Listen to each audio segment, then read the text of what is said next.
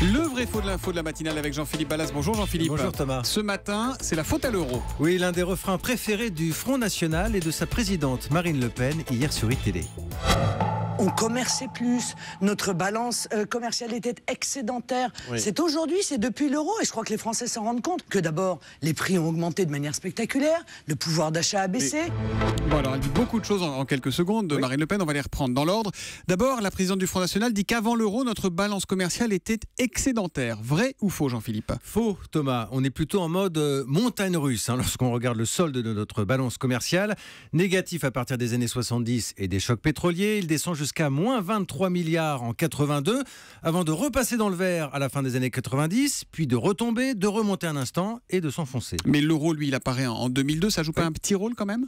Alors, pour aller un peu dans le sens de Marine Le Pen, certains disent que si on dévalue la monnaie, ça va nous donner un coup de fouet. Mais un coup de fouet temporaire. Et puis une monnaie forte, ça n'empêche pas forcément les exportations.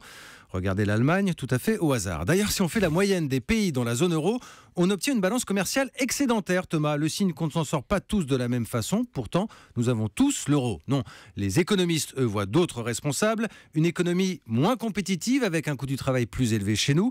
Et puis des événements, krach boursier, la guerre en Irak, on s'en souvient, et le prix du pétrole qui avait flambé. Bon, donc pour la balance commerciale excédentaire avant l'euro, c'est un faux pour Marine Le Pen. Elle dit également que depuis l'euro, les prix ont augmenté de façon spectaculaire. C'est un ressenti qu'ont beaucoup de gens. C'est vrai ou c'est faux? Là encore, c'est faux, Thomas. Alors oui, on est passé des francs à l'euro et on s'en souvient, à l'époque, les commerçants ont souvent arrondi un peu vers le haut.